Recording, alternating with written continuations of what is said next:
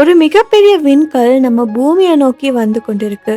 So அப்படி ஒரு விண்கல் பூமியை நோக்கி வந்துச்சுன்னா, இந்த பூமி அந்த விண்கல்ல இருந்து தப்பிக்க என்னெல்லாம் வழிகள் இருக்கு? அப்படி இல்லைன்னா அந்த விண்கல் இங்க வந்து விழுந்துச்சுன்னா என்னெல்லாம் ஆபத்துக்கள் நடக்கும்? இதெல்லாம் என்னது இன்னைக்கு நம்ம இந்த வீடியோல பார்க்க போறோம்.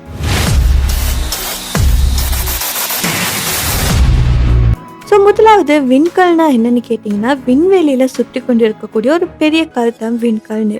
ஸோ இதில் பெரிய விண்கல், சின்ன விண்கல்னு இருக்குது. சின்ன விண்கல் கூட நம்ம பூமியை தாக்கினாலுமே முழு நகரமே அழிந்து போகிறதுக்கான சான்சஸ் அதிகமாக இருக்குது. அதே ஒரு மிகப்பெரிய விண்கல் வந்தால் அது முழு பூமியுமே பாதிக்கும்னு சொல்லலாம். ஸோ டைனோசர்ஸ் அழிஞ்சு போன தியரிஸ் எல்லாம் நமக்கு தெரியும். அதில் ஒரு தியரியாக சொல்லப்பட்டது தான் அஸ்ட்ராய்ட் இம்பேக்ட். அந்த காலத்தில் ஒரு மிகப்பெரிய விண்கல் பூமியை தாக்குச்சு. அதனால தான் பூமியோட சூழல் ரொம்பவே மாறி பூமி வாழ்றதுக்கு ஏற்ற இடமா இருக்கல. பல வருடங்களா பூமிக்கு சூரிய ஒளியே வரலன்னு சொல்லலாம். ஸோ இதனாலே தாவரங்கள், உயிரினங்கள் இதெல்லாம் கொஞ்சம் கொஞ்சமா அழிய தொடங்கிச்சு. ஸோ இதன் மூலமா தான் டைனோசர் இனமே இந்த பூமியை விட்டு அழிஞ்சிச்சுன்னு சொல்லலாம். அதே மாதிரி நம்மளோட இந்த காலத்துலயுமே விண்கல்கள் நிறைய இருக்குது.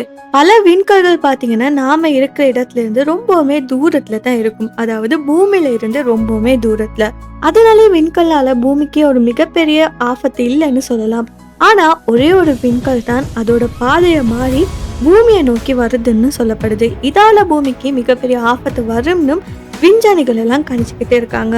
ஸோ இது நமக்கு சொல்றது என்னன்னா, ஒரு பெரிய விண்கல் வாரப்ப நாம தயாரா இருக்காட்டி டைனோசர்களை போலயுமே நாமளும் அதிகமா பாதிக்கப்படலாம். ஸோ இந்த விண்கலை பத்தி கண்டறியறதுக்காக நாசா மாதிரியான விண்வெளி ஆராய்ச்சி நிலையங்கள் பார்த்தீங்கன்னா விண்கல் இயக்கத்தை கண்காணிக்கக்கூடிய ஸ்பேஸ் டெலிஸ்கோப்ஸ் எல்லாம் பயன்படுத்தி 24 மணி நேரமுமே வருஷம் முழுவதுமே இந்த விண்கல்களை கவனிச்சு வருவாங்க. அதாவது விண்கல் எங்க இருக்குது, எவ்வளவு வேகத்தை வருது, எந்த திசையில இருக்குது, இது எல்லாமே கண்காணிக்கப்படும். ஆனா இது மட்டும் பண்ணா போதுமானு கேட்டீங்கன்னா இல்ல.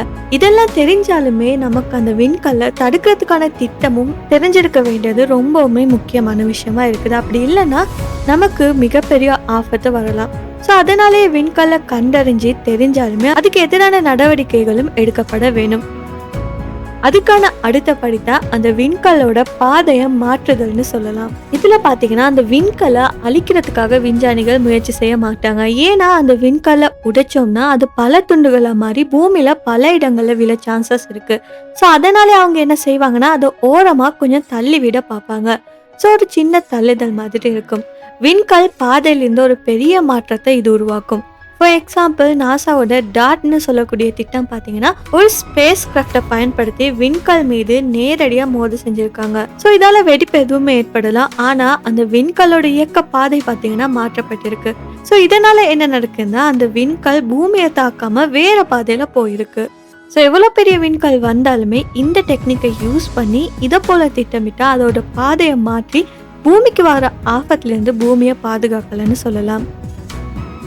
ஸோ பூமியை நோக்கி ஒரு விண்கல் நெருங்கி வந்துடுச்சுன்னா அந்த நேரத்தில் நம்மக்கிட்ட நேரமும் ரொம்பவா குறைவாக இருந்துச்சுன்னா அதோட பாதையை மாற்றக்கூட நேரம் இல்லாமல் இருந்துச்சுன்னா அந்த நேரத்தில் கடைசி முயற்சியாக விஞ்ஞானிகள் என்ன எடுப்பாங்கன்னா அந்த விண்கல்லை முழுசாக உடைக்க முயற்சி பண்ண மாட்டாங்க.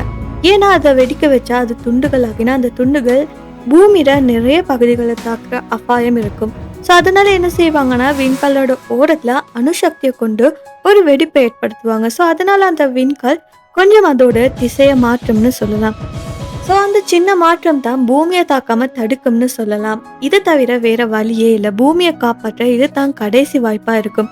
இதோட நிறுத்தல விஞ்ஞானிகள் இன்னும் பல முயற்சிகள் எல்லாம் சோதனை செய்யறாங்க. விண்கலை மெதுவா தள்ளுறது, அதோட ஈர்ப்பை மாற்றுறது, இல்லைன்னா தொலைவில் இருந்து சக்தியை செலுத்துறதுன்னு போல பல யோசனைகள் மேல இன்னைக்கு வர காட்டியுமே ஆய்வு நடந்துக்கிட்டு தான் இருக்குது.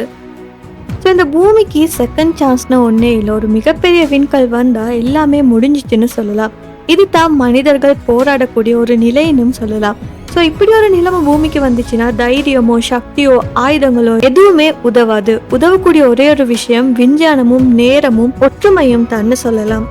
ஸோ இதை போல இந்த இன்ஃபர்மேஷன்ஸ் வேண்டாம் மறக்காம இந்த வீடியோ லைக் பண்ணி ஷேர் பண்ணி நம்ம யூடியூப் சேனலை சப்ஸ்கிரைப் பண்ணிக்கோங்க.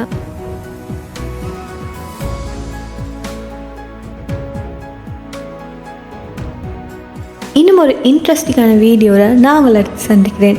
Until then, stay curious, stay safe.